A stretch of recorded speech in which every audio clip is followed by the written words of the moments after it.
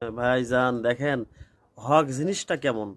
হক সেটা হকই, হক এভাবে প্রকাশ হবে যা বাংলাদেশ আহলে হাদিস আন্দোলন সেই তার শুরু লগ্ন থেকেই বলে আসছে, ইফতার এইভাবেই করতে হবে।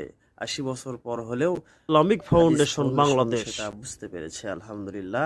আজ দেখেন দেখেন দেখেন তাদের মুখ থেকে আজ হক কথা বের হচ্ছে।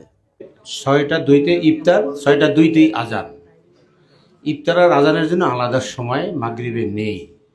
৬টা ২তে আমরা ইফতার বলেছি, ৬টা ২তেই মাগরিবের আজান হবে। টিভিতে যেভাবে দিয়ে থাকে সঠিক এভাবেই দেবে, কিন্তু আমরা ৩ মিনিটের যে সতর্কতা অবলম্বন আগে করতাম সেটা আমরা এবছর আর করছি না। আমরা এবার মাগরিবের আজানের শুরু হয়ে গেলেই ইফতারও শুরু হয়ে যাচ্ছে, আজানও শুরু হয়ে যাচ্ছে। যার জন্য একটু আলেমদের মধ্যে তারা বলতেছিল একটু ইতাআত করা দরকার ছিল, আর একটু সময় বেশি নেওয়া। কিন্তু এইরকম ওই রকম সুযোগ না থাকায় আমরা অ্যাকুরেট টাইমটা শুধু এখানে উল্লেখ করেছি।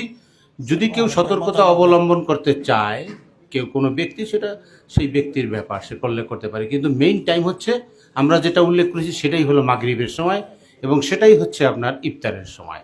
সেহরির বেলায়ও তাই, আমরা ওইখানে কোনো সন্দেহমূলক সময় রাখিনি বা কোনো বেশি সময় বা কম সময় কমিয়ে দেয়নি। যেখানে সেহরির টাইম শেষ, সাথে সাথে ফজরের আজান হয়ে যাবে। তবে কেউ কোনো মসজিদ যদি মনে করে ৫ মিনিট আগে সতর্কতামূলক বাণী দিতে পারে যে এই সেহরির আর মাত্র ৫ মিনিট বাকি আছে। কিন্তু এই ৫ মিনিট পরে আরও ৩ মিনিট সময় অতিক্রম করে যখন আজানটা দেওয়া হয়, তখন অনেকে মনে করে আজান না হওয়া পর্যন্ত খেতেই থাকে। এরকম কিছু সমস্যা দেখা দেয়। সেই জন্য আমরা এবছর আর ওই সতর্কতামূলক ৩ মিনিট সময় রাখিনি। না রেখে আমরা যখনই সেহরির টাইম শেষ, সাথে সাথে ফজরের আজান হয়ে যাচ্ছে।